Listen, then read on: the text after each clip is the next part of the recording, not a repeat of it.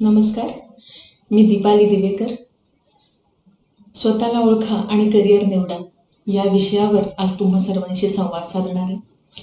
महाराष्ट्र राज्य शैक्षणिक संशोधन व प्रशिक्षण परिषद पुणे यांनी अतिशय अचूक अशा वेळी विद्यार्थ्यांना करिअर मार्गदर्शन मिळावं यासाठी वेबिनारच्या सिरीजचं आयोजन केलं आहे आणि मी स्वतःला भाग्यवान समजते की या सिरीजमध्ये ओपनिंग बॅट्समन होण्याची संधी मला मिळाली आहे. त्याबद्दल सर्वप्रथम मी परिषदेचे संचालक माननीय श्रीयुत दिनकर टेमकर, सहसंचालक माननीय श्रीयुत विलास पाटील, विभाग प्रमुख माननीय श्रीयुत विकास गरड, उपविभाग प्रमुख माननीय श्रीयुत दीपक माळी, त्यांचे सर्व मान्यवर सहकारी या सर्वांचे मनपूर्वक आभार मानते मला ही संधी दिल्याबद्दल. आणि माझ्या मूळ विषयाकडे येते.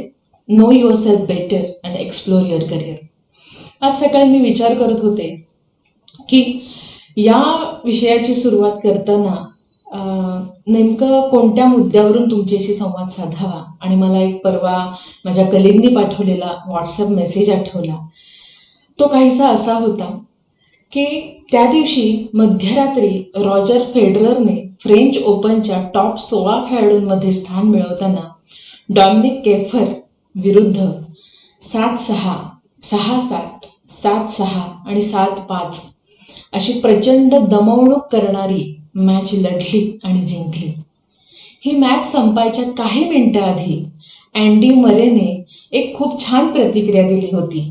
मरे म्हणतो, या मॅचचा निकाल काय लागेल याची मला पर्वा नाही, पण वयाच्या 39व्या वर्षी गुडघ्यावर 2 शस्त्रक्रिया झालेल्या असताना मध्यरात्री 12:30 वाजता मोकळ्या स्टेडियममध्ये 3 टाय ब्रेकर नंतरही जो जोशपूर्ण खेळ फेडरर खेळतो आहे ते प्रचंड प्रेरणादायक आहे. Do what you love. यातलं मरेचं जे शेवटचं वाक्य आहे ना, डू व्हॉट यू लव्ह, हे वाक्य फारच सुंदर आहे. जे मनापासून आवडतं ते करत राहा, त्यातून आनंद घेत राहा. तसं केलं की मग age is just a number. फक्त त्या क्षेत्रात नाही तर सर्व क्षेत्रामध्ये हे वाक्य लागू पडतं. कुठल्याही क्षेत्रामध्ये यशाची नवीन शिखरं जर सर करायची असतील तर डू व्हॉट यू लव्ह हे वाक्य लक्षात ठेवा.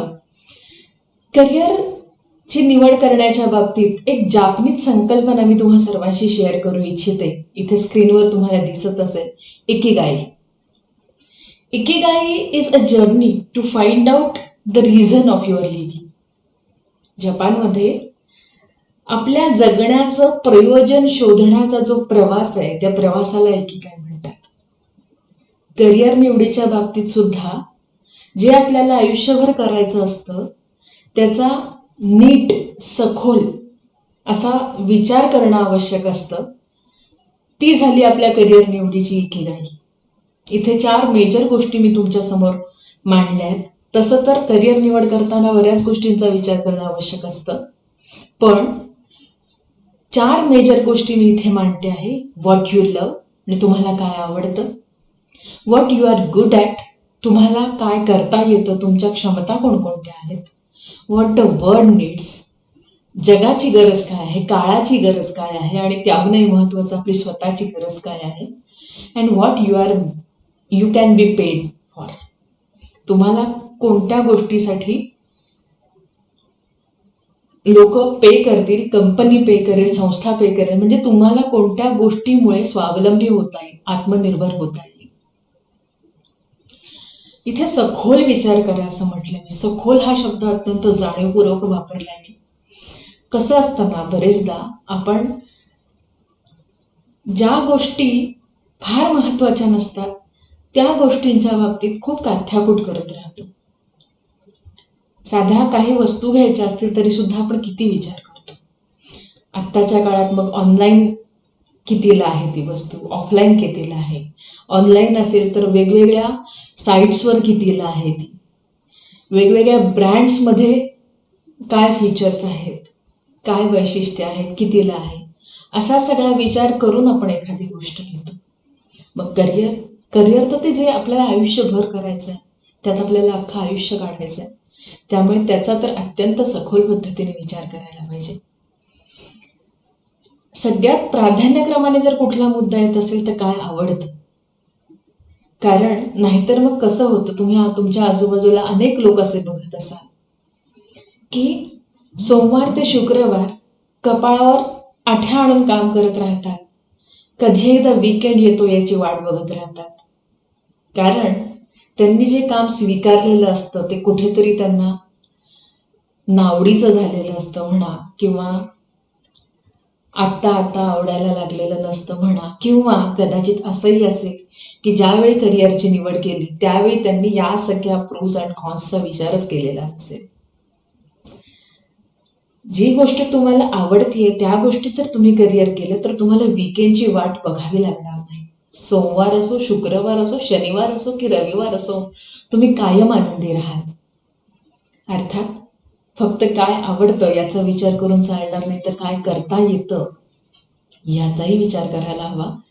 आणि ह्या दोन गोष्टी हातात हात घालून येतात. जी गोष्ट तुम्हाला आवडते ती तुम्ही वारंवार करत राहता आणि मग वारंवार केल्यामुळे त्या गोष्टीची क्षमता तुमच्यामध्ये प्राप्त होते, त्या गोष्टीच्या बाबतीतला एक्सलन्स तुमच्यामध्ये येतो. वाईस वर्सा, जी गोष्ट तुम्हाला करता येते ती गोष्ट केल्याचं समाधान तुम्हाला मिळतं, एक मानसिक आनंद तुम्हाला मिळतो आणि मग ती गोष्ट तुम्हाला आवडायला लागते. त्यामुळे हे दोन वेगवेगळ्या दिशेला जाणारे ट्रॅक नाही आहेत. तर आवडतं आणि येतं ह्या दोन गोष्टींच्या कॉम्बिनेशनचा विचार तुम्ही करिअर निवडताना करायला हवा. तिसरी महत्वाची गोष्ट आहे ती म्हणजे गरज.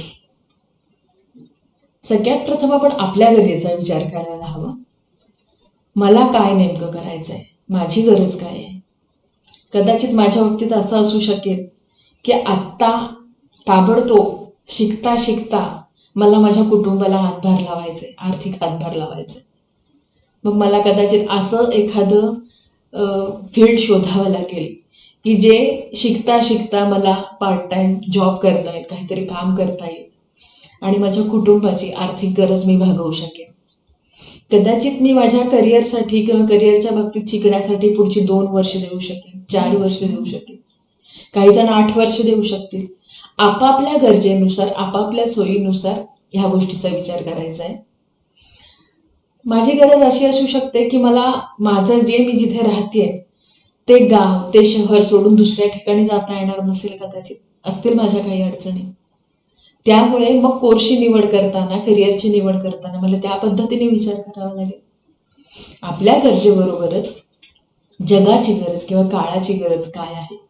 सध्या कोविडच्या सिच्युएशनमुळे सगळी समीकरणच बदलून गेलेली आहेत. अख्ख्या जगाला या कोविडच्या विषाणूने मुळापासून विचार करायला भाग पाडले.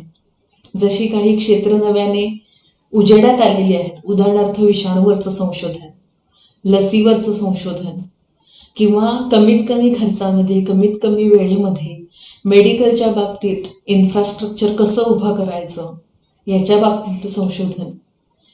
ही क्षेत्र नव्याने उजेडात आलेली आहेत. किंवा त्याचबरोबर काही फील्डमध्ये काम करण्यासाठी प्रचंड मॅनपॉवरची गरज निर्माण झालेली. या गोष्टीचा, या गरजेचा विचार करायला हवा. त्यापुढे जाऊन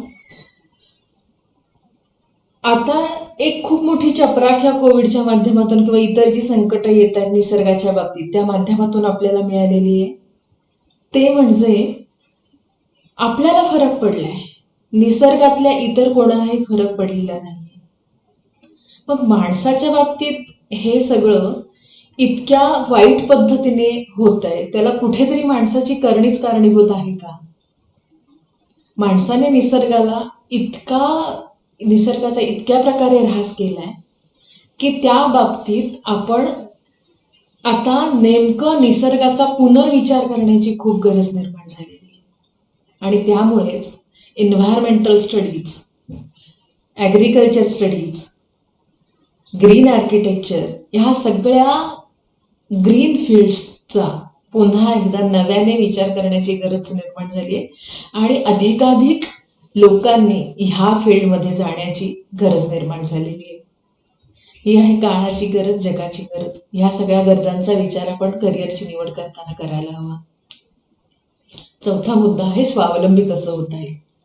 तुमचं आर्थिक बॅकग्राऊंड काही असेल, तुमची आर्थिक परिस्थिती तुमच्या कुटुंबाची कशीही असेल, पण तुम्ही तुमच्या कर्तृत्वावर स्वतःच्या पायावर उभं राहणं हे खूप गरजेचं आहे.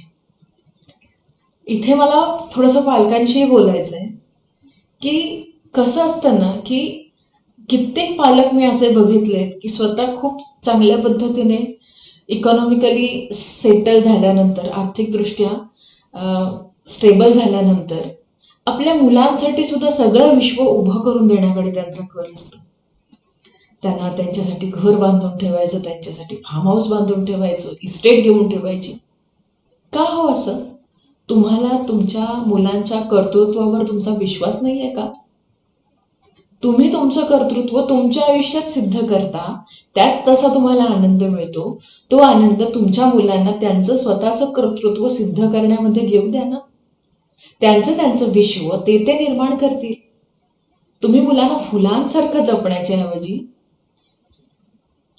त्याच्यामध्ये तुम्ही त्यांना खत पाणी फक्त घालून ते स्वतःच्या कर्तृत्वाच्या आधारे किंवा स्वतःच्या क्षमतेवर, स्वतःच्या कॅपॅसिटीवर कसे उभे राहतील यासाठी हातभार लावणं गरजेचं आहे. त्यामुळे विद्यार्थ्यांनाही माझं सांगणं आहे की तुमचं बॅकिंग, तुम्हाला किती बॅकिंग असलं तरी सुद्धा स्वतःच्या पायावर कर्तृत्वावर उभं राहणं हे आपल्याला खूप समाधान देणारं असतं. आणि ते कसं करता येईल त्याचा विचार करायला हवा. पुन्हा एकदा, what you love and what you are good at, it is your passion. What you love and what the needs, that is mission. What you are good at and what you can be paid for, that is your profession. And what the world needs and what you can paid for, it is your vocation. या सगळ्या गोष्टींचा साकल्याने विचार करूया आणि आपल्या करिअरचा path ठरवूया. विचार करताना पॉझिटिव्ह विचार करणं महत्वाचं आहेच, पण त्या बरोबरीने रॅशनली विचार करणं खूप गरजेचं आहे, सकारात्मक आणि वास्तवदर्शी. मी खूप वेळा असं ऐकलंय की जे तुम्हाला अचीव करायचंय किंवा जे तुमचं ध्येय आहे ते ध्येय असं समोर भिंतीवर लिहून ठेवा, कायम त्याच्याकडे बघा आणि त्यातून तुम्हाला पॉझिटिव्ह एनर्जी मिळत राहील आणि तुम्ही ते तुमची ध्येय साध्य करण्याच्या वाटेकडे जाल. या बाबतीत मला एक सगळ्यांच्या अगदी प्रखरपणे लक्षात आणून द्यायचं आहे, ते म्हणजे फक्त तुम्ही पॉझिटिव्ह विचार करत राहिलात आणि त्याच्यासाठी काही प्रयत्न केले नाहीत तर मात्र तुमची फसगत होण्याची शक्यता आहे. तुमचं गोल राहील एका दिशेला आणि तुम्ही प्रयत्न करत असाल दुसऱ्या दिशेला, तर ती ढोर मेहनत घेऊनही काही उपयोग होणार नाही. इथे तुम्हाला स्क्रीनवर दिसत असेल, खयालों में बहुत सारी चीजें होती है, पण ते खयालातलं प्रत्यक्षात येण्याचा प्रवास मात्र खूप खडतर असतो. तिथे खूप मेहनत असते, तिथे खूप चिकाटी असते, पेशन्स असतात आणि वास्तवदर्शी विचार करणं महत्वाचं असतं. आणि तोच वास्तवदर्शी विचार ह्या सगळ्या गोष्टींचा कसा करायचा ते तुम्हाला सांगताना मी आज एक हॉवर्ड गार्डनरचा सिद्धांत इथे पुन्हा अधोरेखित करणार आहे. तो म्हणजे बहुविध बुद्धिमत्तेचा सिद्धांत, मल्टिपल इंटेलिजन्स. हॉवर्ड गार्डनरच्या आणि इतर अनेक मानसशास्त्रीय संशोधन करणाऱ्या शास्त्रज्ञांच्या मते बुद्धिमत्ता ह्या वेगवेगळ्या प्रकारच्या असतात, ज्याला मानसशास्त्रीय टर्म मध्ये पूर्वी अभियोग्यताही म्हटलं जायचं. म्हणजे अभियोग्यता आणि बुद्धिमत्ता ह्या पुन्हा पॅरलली जाणाऱ्या गोष्टी आहेत. ॲप्टिट्यूड्स अँड मल्टिपल इंटेलिजन्स, वेगवेगळ्या प्रकारच्या ॲप्टिट्यूड्स अँड नथिंग बट मल्टिपल इंटेलिजन्सच आहेत.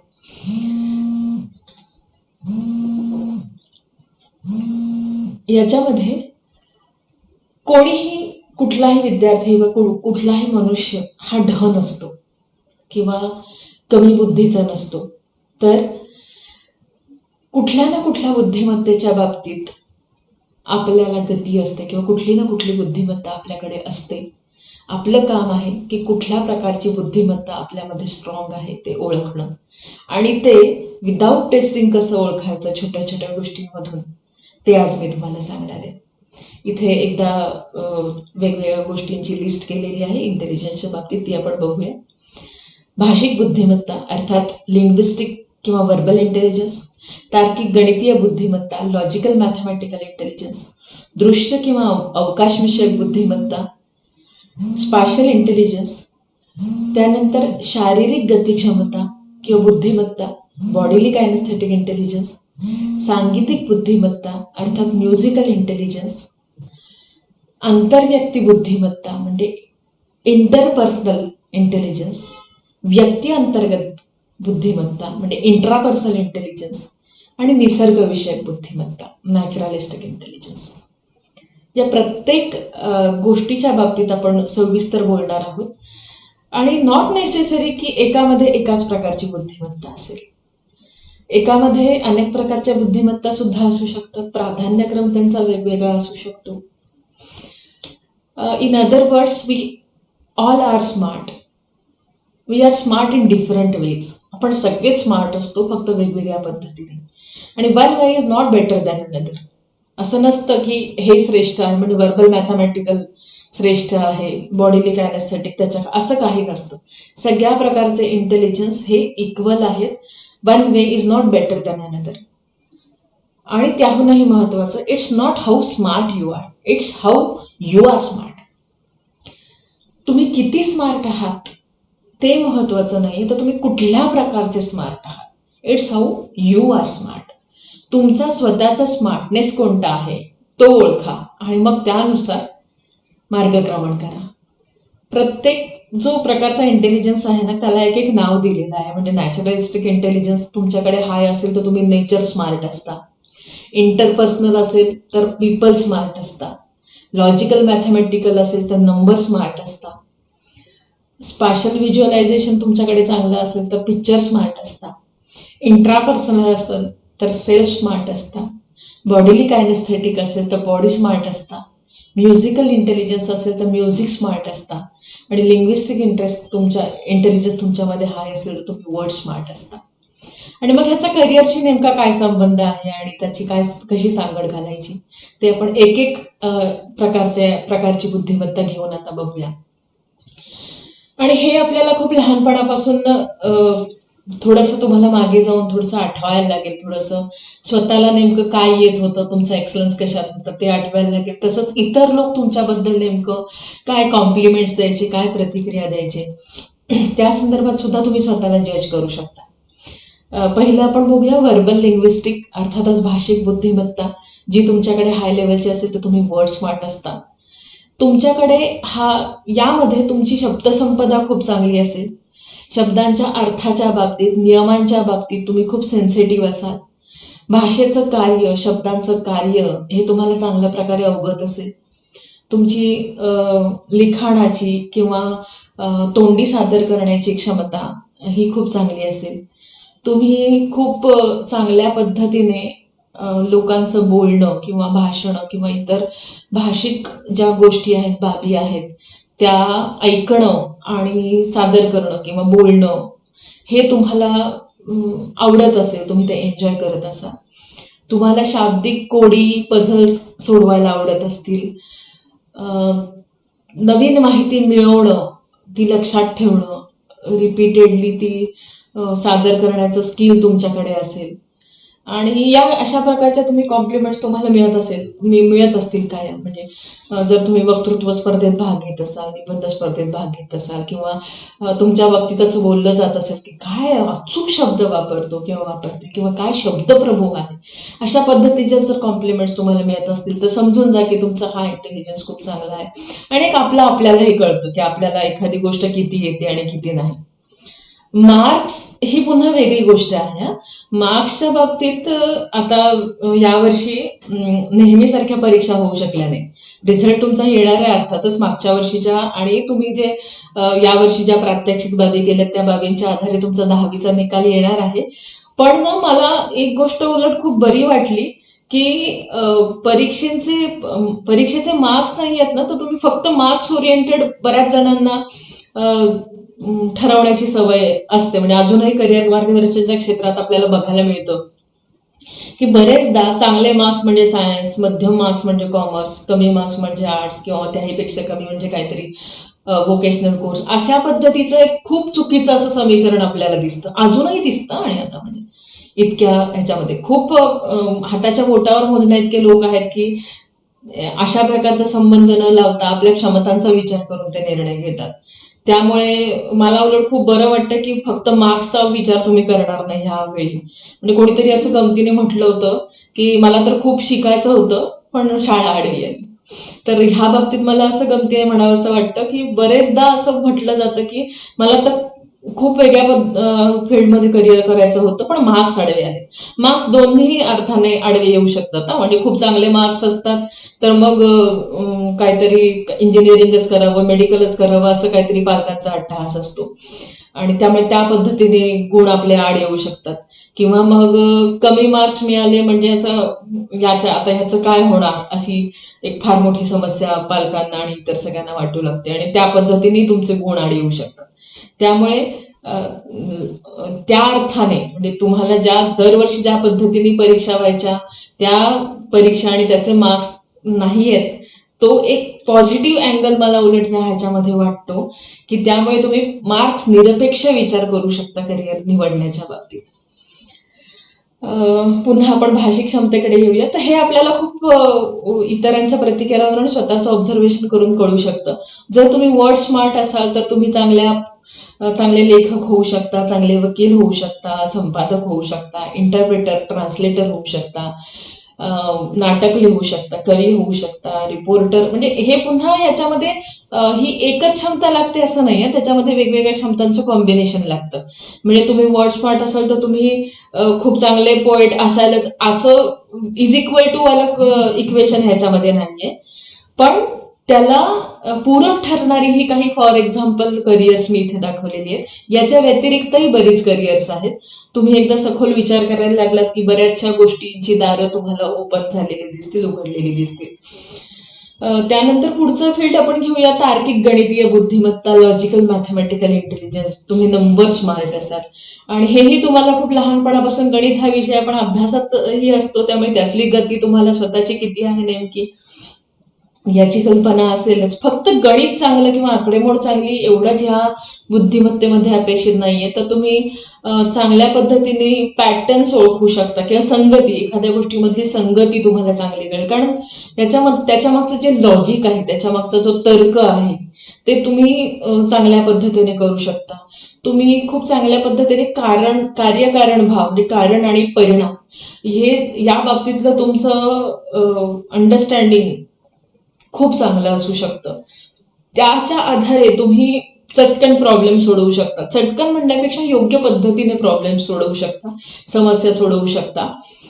तुम्ही खूप क्युरियस असता किंवा उत्सुक असता जाणून घेण्यासाठी की कशा गोष्टी घडतात किंवा नेमकं काही काही गोष्टींच्या बाबतीतले प्रश्न तुम्हाला पडतात, ते तुम्हाला शोध घ्यावासा वाटतो, इन्व्हेस्टिगेशन करावंसं वाटतं. त्यामुळे तुम्हाला स्ट्रॅटेजिक गेम्स पण आवडतात, जिथे काहीतरी अशी स्ट्रॅटेजी प्लॅन करायची असते आणि पझल सोडवायची असतात, लॉजिकल पझल्स जी असतात किंवा एक्सपेरिमेंट्स करायचे असतात, ती तुम्हाला खूप आवडतात. त्याच्यामध्ये तुम्ही ते एन्जॉय करू शकता चांगल्या पद्धतीने. तुम्हाला कम्प्युटर्सवर काम करायला, प्रोग्रामिंगवर काम करायला आवडू शकतं. त्यानंतर तुम्ही बेसिकली चांगल्या पद्धतीचे संघटक, ऑर्गनायझर असू शकता जर हा इंटेलिजन्स तुमच्याकडे चांगले असू शकेल तर. गोष्टींची विभागणी, वर्गीकरण, क्लासिफिकेशन तुम्ही खूप चांगल्या पद्धतीने करू शकता. कारण ह्या सगळ्याला लागणारं जे एक लॉजिक आहे ते लॉजिक तुमचं खूप चांगलं असतं, त्यामुळे चांगल्या पद्धतीने तुम्ही करू शकता. ह्या प्रकारचा स्मार्ट तुम्ही असाल तर काही फॉर एक्झाम्पल इथे करिअर्स तुम्ही इथे दिसत आहेत तुम्हाला स्क्रीनवर. अकाउंटंट आहे, इन्व्हेस्टमेंट ब्रोकर आहे, लॉयर आहे. बघा लॉयर पुन्हा व्हर्बलमध्ये पण आला आणि मॅथमॅटिकलमध्ये पण आला. म्हणजे पुन्हा काही करिअर्ससाठी वेगवेगळ्या गोष्टींच्या इंटेलिजन्सचं कॉम्बिनेशन लागू शकतं. केमिस्ट आहे, फार्मासिस्ट आहे, फिजिशियन आहे, कम्प्युटर प्रोग्रामर आहे, इंजिनियर आहे, सिटी प्लॅनर आहे. अशी एन नंबर ऑफ गोष्टींची लिस्ट तुम्ही काढू शकता की ज्या ह्या इंटेलिजन्सला सपोर्ट करतात. पुढच्या इंटेलिजन्सकडे आपण वळूया, व्हिज्युअल स्पॅशल. म्हणजे जर तुम्ही पिक्चर स्मार्ट असाल तर तुम्ही खूप चांगल्या पद्धतीने अमूर्त विचार करू शकता. म्हणजे ऑब्जेक्ट, वस्तू तुमच्या समोर नाहीये, पण ती उभी राहिली, निर्माण झाली, तर ती कशा पद्धतीने आकार घेईल, कशा पद्धतीने दिसू शकेल, हे तुम्हाला खूप चांगल्या पद्धतीने कळू शकतं. रंगांचं ज्ञान, रंगसंगतीचं ज्ञान, हे सगळं तुमचं खूप चांगलं असू शकेल त्याच्या माध्यमातून. इमेजेस, पिक्चर्स, हे चांगल्या पद्धतीने तुम्ही अंडरस्टँड करू शकता. त्याचं इंटरप्रिटेशन, स्पष्टीकरण चांगल्या पद्धतीने करू शकता. भूमिती तुम्ही खूप चांगल्या पद्धतीने आत्मसात करू शकता. त्यानंतर भूगोल, म्हणजे त्यातले नकाशे, त्यातले ग्राफ्स, मॅप्स, हे सगळं तुम्हाला शिकायला आवडतही असेल आणि तुम्हाला कळतही असेल. आणि तुम्ही आता मित्रांबरोबर राहता, मैत्रिणींबरोबर राहता शाळेमध्ये, तर तुम्हाला असं लक्षात येईल की काहींना नकाशे, काहींना ग्राफ्स किंवा आलेख हेच खूप पटकन कळतात. त्या प्रकारची जे माहितीचं सादरीकरण आहे ते खूप चटकन कळतं. आणि काहींना नाही, म्हणजे नाही कळत किंवा खूप उशिरा कळतं, खूप मानसिक कष्ट घ्यावे लागतात ते कळण्यासाठी.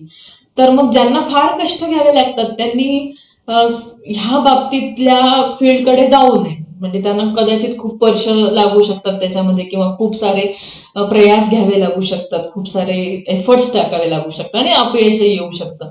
त्यामुळे मग जे आपल्याकडे कमी आहे त्याच्या वाटेला कशाला जायचं. मात्र हे तुमच्याकडे खूप चांगल्या पद्धतीने असेल तर तुम्ही जरूर बाकी फील्ड पेक्षा, जर याचा प्राधान्यक्रम तुमच्याकडे जास्त असेल तर या फील्डचा प्राधान्यक्रमाने विचार करा. कारण जर तुम्ही एखादी तुमच्याकडे खूप चांगली आयडिया असेल ना, तर एखाद्या छोट्याशा आयडियाचं सुद्धा तुम्हाला खूप चांगलं पेमेंट मिळू शकतं. म्हणजे पेमेंटचा भाग नाहीये फक्त, भाग समाधानाचाही आहे. पण तुमच्या एखाद्या क्रिएटिव्हिटीचं अचूक मोजमाप होणं, व्हॅल्युएशन होणं, त्याचं मोल तुम्हाला मिळणं, त्याची कदर केली जाणं, हे सुद्धा महत्वाचं असतं ना. त्यामुळे मी म्हणते की जर तुमच्याकडे अशी एक्स्ट्रा ऑर्डिनरी अमूर्त विचार करण्याची किंवा ऍबस्ट्रॅक्ट विचार करण्याची क्षमता असेल तर तुम्ही जरूर या डिझायनिंग सारख्या फील्डचा विचार करा. लहानपणीची तुमची खेळणी आठवा. तुम्ही जिक्सॉ पझल्स आणि असं जे मार्ग शोधा टाईपची जी मेझेस, म्हणजे त्या प्रकारची जी कोडी असतात, ती तुम्हाला आवडायची का लहानपणी सोडवायला? तर किंवा तुम्हाला कलर्सचा, चित्रांचं, इमेजेसचा, ड्रॉइंगचा असा वापर करून शिकायला आवडत होतं का, किंवा आवडतं का रादर, या सगळ्याचा विचार करा. आणि या गोष्टीचा विचार करून मग काही, फॉर एक्झाम्पल इथे कधीच दाखवली आहेत मी. फोटोग्राफर आहे, ग्राफिक डिझायनर आहे, ऍडव्हर्टायझर आहे, पायलट आहे, आर्किटेक्ट आहे, कार्टोग्राफर आहे, डेंटिस्ट आहे, इंजिनियर आहे, मेकॅनिक आहे. अशी अनेक करिअर्स आपण, जर तुमच्याकडे पिक्चर स्मार्ट तुम्ही असाल तर तुम्ही करू शकता. मला एक आठवतं की याच्यामध्ये आता ही वेगवेगळी प्रॉडक्ट्स असतात ना, ती काही डिझाईन्स त्याच्या आपल्याला खूप आवडतात, तर त्याच्यामागे डिझायनरचा खूप सारा एकतर आयडियाज असतात, विजन असते त्याच्या मागे, आणि म्हणून ती डिझाईन्स खूप अप्रिशिएट होतात. आता आपल्या ह्याचं बघा, रुपयाचं सिम्बॉल तयार केला आहे. तो रुपयाचा सिम्बॉल किती अर्थपूर्ण तयार केले गेलेला आहे, ज्याच्यामध्ये आरचा पण आपल्याला भास होतो, रुपीज मधल्या आरचा पण भास होतो, देवनागरी मधल्या रचा पण भास होतो, आणि एक छान अप्रोप्रिएट वाटणारं असं ते रुपयाचं चिन्ह त्या डिझायनरने तयार केलेलं आहे. असं तुमचे डिझाईन्स खूप चांगल्या किमतीला सुद्धा विकले जाऊ शकतात. त्यामुळे या गोष्टींचा जरूर विचार करा तुम्ही. पायलटसाठी सुद्धा इथे म्हटलेलं आहे की वर आकाशामध्ये तुम्ही चालवताय विमान, आणि तुम्हाला खाली लॉन्च करायचंय ते विमान उतरवायचं आहे. खालची सिच्युएशन कशी आहे तुम्हाला माहीत असतं, तुम्हाला त्याचा मेसेज येत असतो, पण ते सगळं इमॅजिन करून त्या पद्धतीचं सगळं जुळवून आणणं आणि हे करणं, ह्याच्यासाठी जे समोर गोष्टी नसतानाचा विचार करण्याची जी क्षमता आहे ती त्या पायलटला सुद्धा खूप आवश्यक असते. अशा प्रकारे ह्यातलं प्रत्येक फील्डसाठी त्यातलं वेगवेगळ्या प्रकारचं असं इमॅजिनेशन लागत असतं, पण ओव्हरऑल हा प्रकारचा इंटेलिजन्स या फील्डसाठी लागतो. त्यानंतर बॉडीली कायनेस्थेटिक, शारीरिक गती क्षमता, गतिशीलता किंवा बुद्धिमत्ता, शारीरिक बुद्धिमत्ता म्हणूया आपण याला. तर जर तुम्ही बॉडी स्मार्ट असाल तर तुम्ही तुमची बॉडी खूप फ्लेक्झिबल असेल, तुम्ही तुमच्या बॉडीच्या शरीराच्या वेगवेगळ्या अवयवांच्या माध्यमातून तुम्ही स्वतःला खूप चांगल्या पद्धतीने प्रेझेंट करू शकत असाल. तुमचे हात, तुमचे फिंगर्स, ज्या वेगवेगळ्या गोष्टींच्या वेगवेगळ्या ऍक्टिव्हिटीज तुम्ही त्याच्या माध्यमातून करू शकत असाल. तुम्ही फिजिकली खूप ऍक्टिव्ह असाल, तुम्हाला खेळायला आवडत असेल, डान्स, ऍक्टिंग ह्या सगळ्या गोष्टी आवडत असाल, क्राफ्ट करायला म्हणजे त्या संदर्भातलं काम करायला, मेकॅनिकल याचे प्रोजेक्ट्स करायला जर तुम्हाला आवडत असेल तर आणि तुमचं बॉडी आणि फिलिंग्स ह्याचं कॉर्डिनेशन खूप चांगल्या पद्धतीचं असेल, ते तुम्ही समजून घेऊ शकत असाल चांगल्या पद्धतीने, तर तुम्ही बॉडी स्मार्ट आहात असं म्हणावं लागेल. गेमिंग, ऍक्टिंग, अशी प्रत्यक्ष फिजिकली करायची टास्क असतात ती तुम्हाला आवडत असतील तर तुमचा हा इंटेलिजन्स चांगला आहे. इथे काही फॉर एक्झाम्पल दिलेली आहेत करिअर्स. तसंही प्रत्येक फील्डसाठी कमी जास्त प्रमाणामध्ये हा इंटेलिजन्स आवश्यक असतोच, पण काही फील्डसाठी एकदम एक्स्ट्रीम लेवलचा असावा लागतो. त्याच्यामध्ये डान्सर आलं, कोच आलं, ऍथलेट आलं, ऍक्टर आलं, घोडेस्वार दिसतोय तिथे, मसाज थेरपिस्ट आहे, फिजिशियन आहे, कार्पेंटर आहे. ह्या फील्डच्या ह्या इंटेलिजन्सच्या जोरावर अनेक युथ आयकॉन्स किंवा वर्ल्ड आयकॉन्स झालेले आपल्याला दिसतात. मग ते खेळाडू असतील, डान्सर असतील, आणखी कोणी असेल. मात्र आपल्याला त्यांची प्रसिद्धी दिसते, पण त्याच्याबरोबर त्यांची मेहनत, त्यांची चिकाटी या सगळ्या गोष्टी आपण विचारात घ्यायला हव्यात. त्यानंतरचा पुढचा इंटेलिजन्स आहे सांगीतिक बुद्धिमत्ता. नुकतंच आता मागच्या आठवड्यामध्ये सूर नवा ध्यास नवा आपण बघितलं, त्याचा फायनल राऊंड पण बघितला आणि त्याच्यामध्ये एक अर्थात एक म्युझिकल कॉन्सर्ट किंवा म्युझिकल कार्यक्रम समोर आणा, त्याच्यामध्ये किती व्हेरियस काइंड ऑफ जॉब्स असतात किंवा वेगवेगळ्या प्रकारचे संगीत ज्यांना अवगत आहे, रिदम ज्यांना कळतो, म्युझिकचे पॅटर्न्स ज्यांना कळतात, टोन्स ज्यांना कळतात, जे साऊंडच्या बाबतीत खूप सेन्सिटिव्ह असतात, अशा लोकांचा हा म्युझिकल इंटेलिजन्स खूप हाय असतो.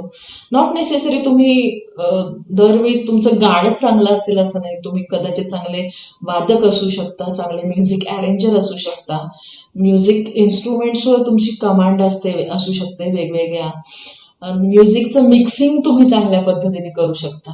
आणि कधी कधी फक्त कदाचित तुम्ही तानसेन नसाल, पण तुम्ही कानसेन असाल, तुम्ही चांगल्या पद्धतीने परीक्षण करू शकता संगीताचं. तुमच्या कानाला तेवढं, तुमचे कान तेवढे तयार असतील की त्यातलं तुम्हाला खूप उत्तम प्रकारचं असं ज्ञान असू शकतं. मेलडी तुम्हाला चांगली कळेल, रिदम तुम्हाला चांगला कळत असेल, तर तुम्ही याच्यामध्ये त्यातले काही करिअर्स इथे आहेत. बँड डायरेक्टर असेल, कंपोजर, रेकॉर्डिंग टेक्निशियन आहे, सिंगर आहे, साऊंड इंजिनियर आहे, म्युझिक परफॉर्मर आहे, म्युझिक क्रिटिक.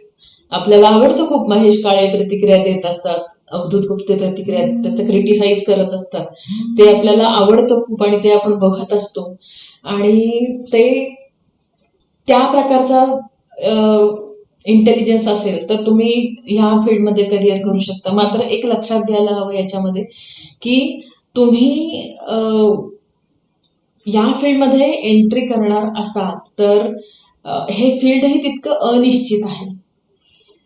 म्हणजे फक्त हेच नाही, तसं सगळीच फील्ड, पण कलेच्या बाबतीत विशेष करून म्हणावं लागतं की कदाचित तुमचा स्ट्रगल पिरियड खूप मोठा असू शकतो. म्हणजे आपण अनेक असे प्रोग्राम्स बघितलेत, लाईव्ह शोज बघितलेले आहेत की जेव्हा ते प्रसिद्धीच्या शिखरावर असतात तेव्हा तुम्हाला डोक्यावर घेऊन लोक अक्षरशः नाचतात, पण त्याच्यावर ओव्हरलॅपिंग दुसरी एखादी मेमरी आली की आधीच्या कलाकारांना विसरतात, मग नवीन लोकांना डोक्यावर घेतलं जातं.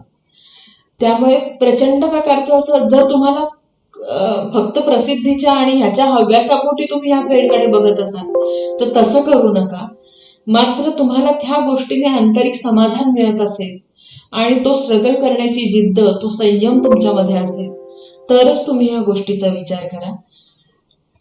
पुढच्या प्रकारचा जो इंटेलिजन्स आहे तो आंतरव्यक्ती बुद्धिमत्ता किंवा इंटरपर्सनल. तुम्ही पीपल स्मार्ट, लोकांशी बोलणं, लोकांना घेऊन काम करणं, लोकांसोबत काम करणं, ह्या जर तुमच्या क्षमता चांगल्या पद्धतीच्या असतील, तुम्हाला खूप मित्रपरिवार असेल, दुसऱ्यांना मदत करणं, दुसऱ्यांची मदत घेणं, हे तुम्हाला जमत असेल, आवडत असेल, चालत असेल तर तुम्ही पीपल स्मार्ट असता.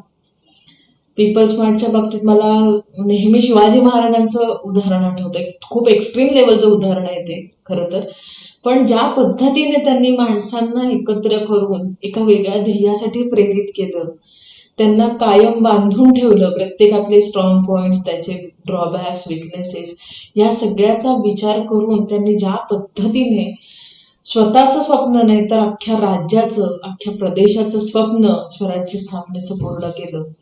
त्यांच्याकडे इतक्या प्रचंड लेवलचा पीपल स्मार्टनेस होता की हॅट्स ऑफ दॅट. तुमच्यामध्ये तुम्ही लोकांमध्ये मिळून मिसळून काम करू शकता का? लोकांमध्ये त्यांच्या भावभावना तुम्हाला त्यांच्यासोबत राहून, त्यांच्या फेशियल एक्सप्रेशन्स वरून, त्यांच्या देहबोलीवरून, त्यांच्या आवाजाच्या टोनवरून हे जर तुम्हाला कळत असेल तर तुम्ही लोकांना चांगलं अंडरस्टँड करू शकता. तुम्हाला क्लबमध्ये, संस्थांमध्ये, वेगवेगळ्या शिबिरांमध्ये असं काम करायला आवडतं का? तुम्ही लीडर बनू शकता का? लीडिंग करू शकता का? चांगलं वर्गाचा मॉनिटर तुम्ही कधी होतात का? किंवा टीमचा कॅप्टन तुम्ही कधी होतात का? ह्या गोष्टींचा विचार करा. शेअरिंग आणि कम्पेअरिंग थिंग्स हे तुम्हाला शिकण्याचं योग्य माध्यम वाटतं का? किंवा ह्या माध्यमातून शिकणं तुम्हाला आवडतं का? काही फील्ड्स, टीचर, ऑफकोर्स शिक्षकांमध्ये इंटरपर्सनल इंटेलिजन्स खूप हाय असावाच लागतो, कारण एवढी समोरची मुलं समजून घ्यायची आहे. प्रत्येकाचा स्वभाव वेगळा, प्रत्येक मूल वेगळं, हे सगळं समजून घ्यायचं. तसंच काउन्सिलरच्या बाबतीत प्रत्येक समोरच्या काउन्सिलरचा प्रॉब्लेम वेगळा, त्याचं व्यक्तिमत्व वेगळं, ते सगळं समजून घेणं, याच्यासाठी तुमचा लोकांविषयीचा अभ्यासही स्ट्रॉंग पाहिजे आणि लोकांना समजून घेण्याची, त्यांच्याबरोबर काम करण्याची क्षमताही चांगली हवी. Travel agent, child care worker, coach, mediator, physician और nurse, manager, public relation specialist. Public relation अगदी ऑफिसर लेवलचं काम करत असा, रिसेप्शनिस्ट लेवलचं काम करत असा, इथे तुम्हाला कायम लोकांबरोबर आनंदाने काम करता आलं पाहिजे. म्हणजे कसं आहे ना की तुम्हाला असं वाटू शकतं की रिसेप्शनिस्ट हा खूप मस्त जॉब आहे, मस्त छान छान कपडे घालायचे आणि हसत चांगलं प्रेझेंटेबल राहायचं आणि लोकांशी बोलायचं. पण प्रत्यक्ष ते काम करून बघितलं ना तर खरंच तुमचा जो पिंड असेल ना, तरच तुम्ही दिवसभर त्या पद्धतीचं स्माईल तुमच्या चेहऱ्यावर राहू शकतं. नाहीतर सकाळच्या पहिल्या तासामध्ये एकदम असं वाईट स्माईल, आणि मग जसं जसं सूर्य वर चढेल तसं तसं तुमचं स्माईल जर कमी कमी आणि शेवटच्या माणसापर्यंत जर तुमच्या कपाळावर अगदी आठ्याच येऊ लागत असतील तर समजून घ्या की म्हणतो तितकं सोपं नाहीये पब्लिक रिलेशन मध्ये काम करणं. तोच उत्साह, तोच कामाचा उरक तुमचा सकाळ ते संध्याकाळ किंवा त्यानंतरही कायम राहणार असला, तेवढी तुमची क्षमता असली तर तुम्ही स्वतःला पीपल स्मार्ट समजू शकता. त्यानंतर इंट्रापर्सनल इंटेलिजन्स, सेल्फ स्मार्ट. तुम्ही दुसऱ्यांचं तर आहेच, पण स्वतःच्या स्ट्रॉंग पॉइंट्स, स्वतःचे विकनेसेस म्हणजे तुमची बलस्थानं, तुमच्या कमतरता, तुमचे मूड्स, तुमच्या प्रेरणा, मोटिवेशन्स, हे तुम्हाला स्वतःला किती चांगल्या पद्धतीने कळतात. तुम्ही स्वयंशिस्त तुम्हाला आहे का? स्वयंशिस्त असेल तर तुम्ही तुमचे पर्सनल गोल्स अचीव करायला खूप त्याची मदत होऊ शकते. किती परिस्थिती वाईट म्हणा किंवा अडथळे आणणारी असेल तरी तुम्ही स्वतःला मोटिवेट करू शकता का? तुमचे विचार, तुमच्या भावना तुम्ही मॉनिटर करू शकता का आणि कंट्रोल करू शकता का इफेक्टिव्हली? तेही स्पेशली करिअरच्या उंबरठ्यावर जे आहेत त्यांचं हे वय असं आहे की भावनांचा कल्लोळ इथे असतो. नेमकं कसं होतं, भावनांचा कल्लोळ खूप आहे आणि अचीव करण्यासाठी गोष्टी पण खूप आहेत. मात्र भावनांच्या कल्लोळात सुद्धा जर परफॉर्मन्स आपल्याला दाखवायचा असेल तर तुमचा हा सेल्फ इंटेलिजन्स किंवा इंट्रापर्सनल इंटेलिजन्स खूप चांगला असावा लागतो. तुम्ही स्वतःला चांगल्या पद्धतीने ओळखलं पाहिजे. तुमच्या प्रायोरिटीज, तुमचे थॉट्स तुम्हाला मॅनेज करता आले पाहिजेत, त्याला एक दिशा देता आली पाहिजे, एक संगती लावता आली पाहिजे. आणि त्यासाठी एक इंट्रोस्पेक्शन, तुमचं आत्मनिरीक्षण हे खूप चांगलं असलं पाहिजे. ह्या बाबतीतही एक एक्स्ट्रीम उदाहरण देईन मी, ते म्हणजे ज्ञानेश्वरांचं. खूप लहान वयात त्यांना कळलं होतं की त्यांना काय करायचं आहे, जगाविषयीचं अगाध ज्ञान आणि आपल्याला काय करायचं ह्याच्याविषयीचंही अगाध ज्ञान. त्यामुळे त्यांनी अवघ्या वयाच्या 16व्या वर्षी एक मोठं काम हातात घेतलं. भावार्थ दीपिका सारखा ग्रंथ त्यांनी जगाला मार्गदर्शन करणार, ज्याला आपण ज्ञानेश्वरी या नावाने परिचित आहोत सगळे, तो ग्रंथ लिहिला. हे झालं खूप लहान वयात, सेल्फ ऍक्च्युअलायझेशन पर्यंत ते गेलेले होते किंवा त्यांचा सेल्फ स्मार्टनेस इतका होता. बऱ्याच लोकांमध्ये अगदी वयाची 90 आली तरी नेमकं कळत नाही लोकांना की आपल्याला काय हवं आणि काय नको, आणि मग सतत कोणाचा तरी आधार घेणं, सतत कशाचा ना कशाचा आधार शोधणं, सतत कोणाच्या तरी नादी लागणं आणि सतत काही ना काही उपाय करून बघणं, आणि त्या उपायातून सुद्धा परत असमाधान, मग पुन्हा दुसरीकडे शोधाशोध, मग तोही प्रवास पुन्हा, असा सतत असमाधानाचा प्रवास चालू राहतो जर हा स्मार्टनेस आपल्याकडे कमी असेल तर. याची काही उदाहरणं: एंटरप्रिनर, उद्योजक. कुठल्याही क्षेत्रातला तुम्हाला उद्योजक बनायचं असेल, एंटरप्रिनर बनायचं असेल तर त्याच्यामध्ये सेल्फ स्मार्टनेस खूप जास्त. म्हणजे तुम्ही जगातल्या उद्योजकांची उदाहरणं बघा, छोट्या उद्योजकांपासून ते अगदी जगाच्या इतिहासावर, नकाशावर ज्यांनी आपल्या कर्तृत्वाचा ठसा उमटवलेला आहे, अशा सगळ्या उद्योजकांपर्यंत बघा. त्यांची आत्मचरित्र अभ्यासा, बायोग्राफीज त्यांच्या अभ्यासा, आणि मग तुमच्या लक्षात येईल की खूप त्यांचाही स्ट्रगल खूप होता, पण त्यांना खूप अचूक पद्धतीने कळलेलं होतं की त्यांना काय हवंय नेमकं आयुष्यातून. आणि मग तुम्हाला कित्येक उदाहरणं अशी दिसतील त्याच्यामध्ये की एक एस्टॅब्लिश असलेलं असं आपलं करिअर सोडून कुठल्या तरी आवडीच्या फील्डमध्ये लोक उतरलेले आहेत, तिथे स्ट्रगल केलेलं आहे, आणि त्या स्ट्रगल मधून फक्त स्वतःचं असं नाही तर जगाचं भलं त्यांनी केलेलं आहे. अशी अनेक उदाहरणं तुम्हाला दिसतील. त्यानंतर दुसरं आहे कन्सल्टंट, काउन्सिलर. काउन्सिलर बघा, मग अशी 3-4 प्रकारच्या बुद्धिमत्ता त्यांच्याकडे असल्या पाहिजेत, अशा पद्धतीचं एक मागचं सगळं विवेचन तुम्हाला दिसेल. सायकियाट्रिस्ट आहे, रिसर्चर, संशोधन. कुठल्याही प्रकारचं संशोधन असेल तर त्यासाठी इंट्रापर्सनल इंटेलिजन्स हा हाय असावा लागतो.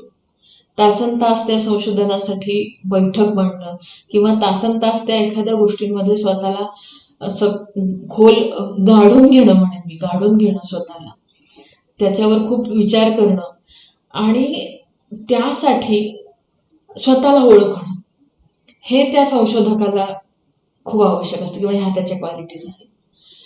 लेखक किंवा ट्रेनर यांच्यासाठी सुद्धा हा स्मार्टनेस असतो. तसं तर सगळ्याच फील्ड, किंवा मी वेगळ्या शब्दात म्हणायचं तर कुठल्याही फील्डमध्ये तुमचा हा इंटेलिजन्स जितका हाय असेल ना, तितके तुम्ही काय म्हणायचं त्याला, सुलझे हुए असतात, सुलझे हुए. म्हणजे तुम्हाला तुमचं व्यवस्थित कळत असतं की काय होतंय, काय आहे परिस्थिती, आणि ह्या सगळ्याला आपण नेमकं कसं ह्या सगळ्या परिस्थितीत समाधानी राहायचं, हे तुम्हाला खूप चांगल्या पद्धतीने कळत असतं. आणि शेवटचा जो आज प्रकार मी तुमच्याशी डिस्कस करणार आहे, जो शेवटचा असला तरी अत्यंत महत्वाचा आहे, तो म्हणजे निसर्गविषयक बुद्धिमत्ता, नॅचरलिस्टिक इंटेलिजन्स, नेचर स्मार्ट. तुम्हाला निसर्गातली जी एक संगती आहे ती तुम्हाला खूप चांगल्या पद्धतीने कळत असेल. प्राण्यांमधली, पक्ष्यांमधली, झाडांमधली, दगडांमधली, फुलं, फळं, ढग, नदी, माती, या सगळ्यामधली जी रादर होल संपूर्ण निसर्गामधली जी एक संगती आहे ती तुम्हाला चांगल्या पद्धतीने कळत असेल. निसर्गाबरोबरच्या ऍक्टिव्हिटीज तुम्हाला आवडत असतील.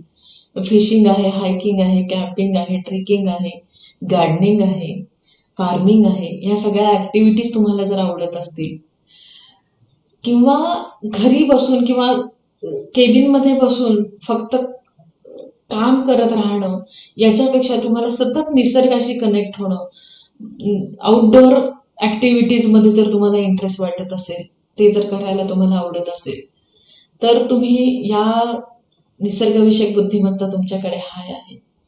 तुम्हाला निसर्गातल्या प्राण्यांच्या, पक्ष्यांच्या, त्यांच्या संदर्भातल्या घटना, त्यांच्या संदर्भातल्या स्टोरीज, त्यांच्या संदर्भातल्या वेगवेगळ्या विस्मयकारी बाबी असतील त्या जर तुम्हाला आवडत असतील किंवा त्याच्याबद्दलचं सखोल संशोधन म्हणजे बायोलॉजी असेल, जीवशास्त्र, मेट्रोलॉजी असेल, झुऑलॉजी असेल, अर्थ सायन्स असेल, या सगळ्या गोष्टींचा अभ्यास करायला तुम्हाला आवडत असेल तर तुम्ही नेचर स्मार्ट असता. आणि निसर्गाच्या सानिध्यात, निसर्गाच्या बाबींमध्ये तुम्ही चांगल्या पद्धतीने अभ्यासही करू शकता, असा त्याचा अर्थ आहे. तुम्ही मग चांगले बॉटनिस्ट होऊ शकता, चांगले शेफ होऊ शकता. कारण शेफ शेफ हे असं बोलायला सोपं असलं ना तरी ते खूप असं इतकं वेगवेगळ्या प्रकारच्या चवींचं ज्ञान असायला लावणारं असं एक करिअर आहे ते, जिथे तुम्हाला वेगवेगळ्या चवींचा अभ्यास करून त्या आत्मसात करून मुळात तुमच्या हाताला चव असावी लागते आणि ते तुम्ही इतरांना चांगल्या पद्धतीने खिलवणं म्हणू आपण त्याला, किंवा ते हे करणं, हे चांगल्या शेफचं लक्षण आहे. एन्व्हायरमेंटॅलिस्ट होऊ शकतात, landscape architect, marine biologist, sailor, veterinarian, astronomer, meteorologist, या सगळ्या इतक्या ही काही फॉर एक्झाम्पल करिअर्स दिलेली आहे. आणि ह्या शेवटच्या बुद्धिमत्तेच्या बाबतीत मला असं जरूर तुम्हाला सांगायचं आहे की तुम्ही या बाबतीत आवर्जून मी सुरुवातीला जसं म्हटलं होतं की काळाची गरज काय आहे किंवा जगाची गरज काय आहे, तर जास्तीत जास्त निसर्गाशी संबंधित अशी करिअर्स करणं किंवा त्या करिअरकडे आपला ओढा वळवणं ही सुद्धा काळाची गरज आहे. हे सगळं आपण स्वतःचा विचार केला. आता हा व्हिडिओ पुन्हा एकदा बघताना तुम्ही वही पेन घेऊन बसा आणि हे जे मघापासून आपण डिस्कस करतोय वेगवेगळ्या इंटेलिजन्सच्या बाबतीत, त्या सगळ्या बाबतीत तुम्ही एक त्याचा आढावा घ्या, स्वतःच्या बाबतीत नोट डाऊन करा. प्रत्येक इंटेलिजन्सच्या बाबतीत एक पान भरलं तरी चालेल, तुम्हाला काय येतं यातलं आणि लोक तुमच्याबद्दल काय बोलतात, तुमचं स्वतःचं निरीक्षण काय आहे, आणि ते छानपैकी स्वतःच्या संदर्भातली मांडणी तुम्ही करा. स्वतःच्या संदर्भातली ओळख तुम्हाला झाली की तुम्ही करिअर विश्वाचा अभ्यास करा. आणि करिअर विश्वाचा अभ्यास करण्यासाठी एक खूप छान पद्धतीचं करिअर पोर्टल शालेय शिक्षण विभागाने काही महिन्यांपूर्वी लॉन्च केलं. इथे आपल्याला दिसते की माननीय शिक्षण मंत्री महोदयांनी त्याचं उद्घाटन केलंय, महाकरिअर पोर्टल.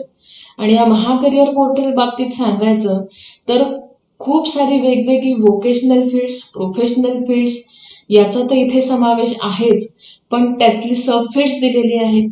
त्या सब फील्ड्सचं नेचर ऑफ वर्क काय आहे, म्हणजे कामाचं स्वरूप साधारण काय आहे ते तिथे थोडक्यात दिलेलं आहे.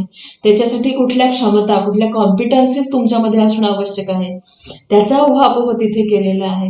आणि इतकंच नाही, जर तुम्ही 10वीला असाल किंवा 12वीला असाल तर तुमचा करिअरचा पाथवे त्या पर्टिक्युलर फील्डपर्यंत पोहोचण्यासाठी कसा असावा त्याचे सुद्धा एक पाथवे खूप चांगल्या पद्धतीने दिलेला आहे. पुढे जाऊन त्याची कॉलेजेस, त्याच्या युनिव्हर्सिटीज, त्यासाठी लागणाऱ्या स्कॉलरशिप्स, या सगळ्याची अत्यंत उपयुक्त अशी माहिती या महाकरिअर पोर्टलवर आहे. आणि त्यामुळे एखाद्या फील्डमध्ये कोणी जायचं, का जायचं, कसं जायचं, त्याच्यासाठी वेगवेगळ्या ऑपॉर्च्युनिटीज कुठल्या आहेत, कधी जायचं, ह्या सगळ्याचा who, when, how, why, where, what, या सगळ्या करिअरच्या बाबतीतल्या प्रश्नांची उत्तरं तुम्हाला या महाकरिअर पोर्टलवर मिळणार आहेत. महाकरिअर पोर्टलला लॉग इन कसं करायचं त्याचे व्हिडिओज तुम्हाला युट्यूबवर बघायला मिळतील. त्यासाठी तुमचा फक्त सरळ नंबर तुमच्या शाळेकडून तुम्हाला घ्यावा लागेल आणि त्याचा पासवर्ड 123 असा आहे, आणि तो टाकल्यानंतर तुम्ही या करिअरच्या मोठ्या खजिना तुम्हाला ओपन होईल, तुमच्या समोर येईल आणि त्या सगळ्याचा विचार करून तुम्ही करिअरचा अचूक विचार करू शकता. जाता जाता पुन्हा स्वतःला आणि करिअरच्या विश्वाला एक्सप्लोर करण्यासाठी, ओळखण्यासाठी पुन्हा काही टिप्स, शेवटी फंडे काही म्हणाल तुमच्या भाषेत म्हणायचं तर, भरपूर वाचा, शोधा आणि चिंतन करा. खूप सारा एक्सप्लोअर करा, वाचा आणि चिंतन करा. इन्क्युबेशन पिरियड जो असतो ना तो खूप महत्वाचा असतो. तुम्ही कधी फुलपाखराला त्याच्या कोशातून बाहेर येताना पाहिलंय? नसाल पाहिलं तर जरूर पहा. प्रत्यक्ष पाहायला नाही मिळालं तर युट्यूबवर त्याचा व्हिडिओ पहा. आणि त्याच्या संदर्भातला एक किस्सा मला आठवतो, तो तुमच्याशी शेअर करते मी आता इथे. एक माणूस जो खूप उत्साही अशा स्वभावाचा होता, त्याच्या गॅलरीतल्या गार्डनमध्ये असा एक कोश होता, त्याच्यातून फुलपाखरू बाहेर येत होतं. त्याची ती धडपड नेमकी त्याच्या नजरेस आली आणि ती धडपड बघताना त्याला असं वाटत होतं की अरे ते एवढंसं चिमुकलं फुलपाखरू किती धडका देते त्याच्या डोक्याने, त्याच्या पायांनी, त्याला किती त्रास होत असेल. आपण त्याला थोडी मदत करूया का? आपण त्याला थोडी मदत करून तो त्याचा कोश थोडा फोडायला मदत करूया का? आणि त्यांनी तो थोडासा कोश फोडण्याचा प्रयत्न केला जेणेकरून ते फुलपाखरू चटकन बाहेर येऊ शकेल. ते फुलपाखरू बाहेर तर आलं, पण ते उडेना, हालचाल करेना, निपचित पडलं ते. आणि मग त्याला कळेना की आता नेमकं काय झालं. मग त्याने त्याच्या बॉटनिस्ट असलेल्या एका मित्राला फोन लावला आणि त्याला सांगितलं, झालेला सगळा प्रकार सांगितला आणि विचारला आता काय करू. तो बॉटनिस्ट मित्र म्हणाला की आता काहीही करून उपयोग नाही. जी काही वाट लावायची ती तो ऑलरेडी लावलेली आहेस, त्यामुळे आता तू काही केलंस तरी त्याचा काही उपयोग होणार नाही. अरे वेड्या, काय असतं ना, ते फुलपाखरू जेव्हा त्या कोशातून बाहेर येण्याची धडपड करत असतं ना, तेव्हा त्या धडपडीमध्ये त्याच्या संपूर्ण शरीरामध्ये जे रक्ताभिसरण होत असतं, त्याच्या मेंदूपासून ते पायाच्या शेवटच्या टोकापर्यंत, त्या धडपडीतून त्याचे पाय, त्याचं डोकं, त्याचे सगळे अवयव हे स्ट्रॉंग बनत असतात, जेणेकरून बाहेरच्या उघड्या जगात आल्यानंतर तो फर्मपणे स्वतःच्या पायावर उभा राहू शकेल आणि जगात भरारी घ्यायला मोकळा होईल. आणि ह्या माणसाने नेमकं तेच केलं की त्याची ती धडपड, त्याचा स्ट्रगल बघितला, त्याला बघवला गेला नाही. त्यामुळे त्याला मदत करायला जाण्याच्या नादात तो त्या फुलपाखराचं आयुष्यभराचं नुकसान करून बसला. मला इथे हे उदाहरण सांगायचं कारण म्हणजे मोठ्या माणसांना नेहमी असं वाटतं की आपण या छोट्यांना मदत करूया करिअर निवडीसाठी किंवा काहीतरी त्यांना रेडीमेड डिसिजन घेऊन देऊया. तर ही चूक अजिबात करू नका. कारण जितका स्ट्रगल करिअर निवडीच्या ह्या टप्प्यावर मुलं करतील ना, तितकं ह्या अडथळा शर्यत असणाऱ्या उघड्या मोकळ्या जगात स्ट्रॉंगपणे ते स्वतःच्या पायावर उभे राहू शकतील. आणि त्यांचं त्या धडपडीचं खच्चीकरण करू नका. त्यांना भरपूर शोधू द्या, वाचू द्या, प्रयोग करू द्या, धोके पत्करू द्या, रिस्क घेऊ द्या त्यांना. त्यामुळे विद्यार्थ्यांना माझं सांगणं आहे, खूप वाचा, खूप साऱ्या गोष्टींचा शोध घ्या, वाचलेल्या अनुभवलेल्या सगळ्या गोष्टींवर चिंतन करा. यातलं मला काय येतं, काय करायचं या संदर्भात विचार करा. त्या त्या क्षेत्रातल्या लोकांना भेटा, त्यांच्याशी चर्चा करा. नेमकं कामाचं स्वरूप कसं असतं ते त्यांच्याकडून प्रत्यक्ष अनुभव जाणून घ्या. आणि मग असं होतं ना बरेचदा, आता इंजिनिअरिंग फील्डच्या बाबतीत बोलायचं तर जे जुने जाणते लोक इंजिनिअरिंग फील्डमध्ये काम करणारे आहेत ते आवर्जून नवीन आलेल्या मुलांविषयी, जे डिग्री इंजिनिअरिंग करून आलेले आहेत त्या मुलांविषयी एक ऑब्झर्वेशन सांगतात की ह्या मुलांना ना छोट्या छोट्या गोष्टी पण काही येत नाहीत. असं जर ऑब्झर्वेशन नोंदवलं जातं किंवा जागतिक एक रिसर्च आहे की 20% मुलांनाच फक्त इंजिनिअरिंगच्या त्यांच्या सगळ्या कॅपेबिलिटीज अवगत असतात. मग हे का झालं? एकतर हा सगळा जो मगापासून विचार करतोय आपण, तो पुरेसा विचार त्यांनी केला नसेल. त्यावेळी इंजिनिअरिंगची क्रेज असेल म्हणून ती मुलं त्या इंजिनिअरिंग फील्डमध्ये गेली असेल, स्वतःच्या क्षमतांचा विचार न करता. किंवा जनमताचा रेटा जो असतो ना, मित्र जात आहेत तिकडे म्हणून मी पण जातो, किंवा काका आहे, माझा मामा आहे, त्यांनी त्या फील्डमध्ये चांगलं करिअर केलंय म्हणून मी पण तिकडे जातो. तर हे इन्फ्लुएन्सेस जे आहेत, हे प्रभाव आहेत, त्या वेगवेगळ्या प्रभावाचा विचार करू नका. चर्चा सर्वांशी करा, पण कोणाच्याही दबावाखाली येऊ नका किंवा कुठल्याही आकर्षणापोटी निर्णय घेऊ नका. त्याचमुळे वेळ मिळेल आणि शक्य असेल तेव्हा प्रत्यक्ष अनुभव घ्या.